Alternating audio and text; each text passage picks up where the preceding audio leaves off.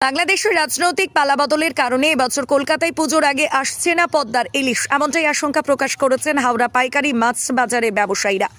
2012 সালে তৎকালীন শেখ হাসিনা সরকার ভারতে ইলিশ রপ্তানির ওপর নিষেধাজ্ঞা জারি করে। এর প্রেক্ষিতে এপার বাংলায় পদ্মার ইলিশ রপ্তানি কার্যত বন্ধ ছিল। 2018 সালে ভারত ও বাংলাদেশের মধ্যে বাণিজ্যিক চুক্তির ফলে ফের প্রাক্তন প্রধানমন্ত্রী শেখ হাসিনা ভারতে ইলিশ মাছ পাঠাতে রাজি হন। সেই থেকে প্রতি বছর দুর্গাপুজোর আগে সেপ্টেম্বরের মাঝামাঝি সময়ে বাংলাদেশ সরকার 1 মাসের জন্য 5000 মেট্রিক টন ইলিশ রপ্তানিতে অনুমতি দিত। কিন্তু মাছ ব্যবসায়ীরা জানিয়েছেন যে 1 মাসের জন্য তারা গড়ে 1000 থেকে 1200 মেট্রিক টন ইলিশ আমদানি করতে পারতেন। বাংলাদেশের সরকারই এটাকে খাতায় কলমে পুজোর উপহার হিসাবে দেখত। কিন্তু গত 5ই আগস্ট বাংলাদেশের প্রাক্তন প্রধানমন্ত্রী শেখ হাসিনা দেশ ত্যাগ করে ভারতে আশ্রয় নেওয়ার পর বদলে যায় ওই দেশের রাজনৈতিক পরিস্থিতি। বর্তমানে বাংলাদেশ অন্তর্বর্তী সরকারের হাতে এবারেও যাতে পুজোর সময় এপার বাংলার বাঙালিরা ওপার বাংলার ইলিশের স্বাদ পেতে পারেন, তার জন্য ফিশ ইম্পোর্টার্স অ্যাসোসিয়েশন নতুন বাংলাদেশি সরকারের বাণিজ্য মন্ত্রক এবং বিদেশ মন্ত্রকে চিঠি লেখে। গত 9ই সেপ্টেম্বর এই চিঠি লেখা হলেও এখনও পর্যন্ত কোনো উত্তর আসেনি। এই সংস্থার সেক্রেটারি সৈয়দ আনোয়ার মকসুদ বলেন, তারা ফের চিঠি দিয়ে বাংলাদেশ সরকারকে ইলিশ মাছ পাঠানোর জন্য অনুরোধ করবেন। তবে বিভিন্নভাবে তারা জানতে পেরেছেন এবারে ওই দেশের সরকার এখানে পদ্মার ইলিশ মাছ না পাঠাতে পারে। সেক্ষেত্রে খাদ্যরসিক বাঙালি পুজোর সময় সুস্বাদু ইলিশের স্বাদ থেকে বঞ্চিত হবে। প্রতি বছর পুজোর সময় খাদ্যরসিক বাঙালি রূপলি ইলিশের নানা পদে ভোজে মেতে ওঠে, কিন্তু এবারে ওই দেশের রাজনৈতিক পট পরিবর্তনের ছোঁয়া লাগলো একেবারে হেঁসেল অথবা খাবারের প্লেটে। আমরা প্রত্যেক বছর মতো এই বছরও চিঠি ওনাদেরকে দিয়েছি। আগস্ট মাসে দিতে পারিনি, কারণ ওখানে পলিটিক্যাল ফেরবদল হলো, তাতে আমরা চিঠি দিইনি। গত 9 তারিখে আমরা চিঠি দিয়েছি, যখন একটু বাংলাদেশে ইন্টারিম সরকার হয়েছে।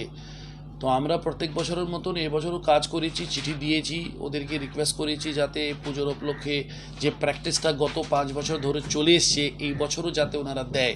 কারণ ইলিশ মাছ তো 2012 থেকেই ব্যান, সে ব্যানটা তো আর তুলে দিচ্ছে না তারা।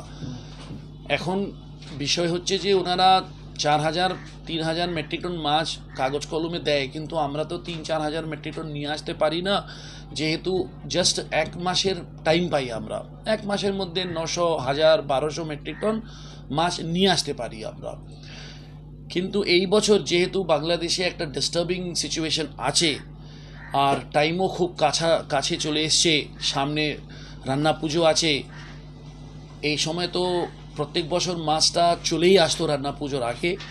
বাট আমার মনে হয় একটু নেগেটিভিটি লাগছে যে বাংলাদেশ সরকার আমাদেরকে মাছ দেবে কি দেবে না। আমাদের মতো আমরা কিন্তু চেষ্টা চালিয়ে যাচ্ছি যাতে আমরা মাছ নিয়ে আসতে পারি, যাতে এই যে পদ্মার ইলিশ, এই দুই বাঙালির একটা সেন্টিমেন্ট। আমাদের পশ্চিমবঙ্গে ইলিশ তো সব জায়গায়ই হয়, কিন্তু পদ্মার ইলিশের একটা আলাদা কিন্তু স্থান। সবাই মানে হাঁ করে থাকে যে পদ্মার ইলিশ কবে আসবে। তো সেইভাবে করে আমরা আশাবাদী আছি যে ইলিশ মাছ নিয়ে আসতে পারবো, কিন্তু কঠিন অবস্থায় আছি। আপনারা কি নিয়ে কোনো চিঠি দিয়েছেন? হ্যাঁ, চিঠি আমরা দিয়েছি। গভর্নমেন্ট অফ বাংলাদেশ যেমন অ্যাডভাইজার আছেন, বাণিজ্য মন্ত্রণালয়ে, তারপর ফরেন মিনিস্ট্রি, সবাইকে আমরা চিঠি দিয়েছি। ইন্ডিয়ান হাই কমিশনকেও আমরা চিঠি দিয়েছি যাতে আমাদের ম্যাটারটা ওনারা টেক আপ করে। কবে নাগাদ চিঠিটা? 9 তারিখে দিয়েছি আমরা চিঠি। কি মনে করছেন যে পাওয়া যাবে এবার পুজোতে? আমরা আশাবাদী আছি, বাট ইট লুকস ডিফিকাল্ট যে হ্যাঁ যে মাছটা আসবে, কারণ টাইম খুব কম। তারপরও আমরা লেগে আছি, দেখা যাক কি হয়। তো এটা মানে বাঙালি তো একটা কাছে তো পূজা গিফট হিসাবে আসে, কারেক্ট। তাই এবারে কি বাঙালি বঞ্চিত থাকতে পারে?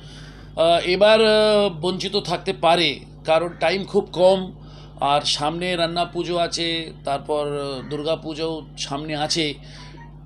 ওরা কতটা সিরিয়াসলি নেবে আমাদের চিঠিটাকে জানি না, কারণ কিছু নেগেটিভ আনভেরিফাইড নিউজও শুনলাম যে দেশের লোক আগে খাক এরকম। তো দেশের লোক তো খাচ্ছেই, কারণ আমরা তো ব্যান তুলে দিতে বললাম না যে ওরা ব্যান তুলে দিচ্ছে। তো let's see what happens. Secretary fish importers association.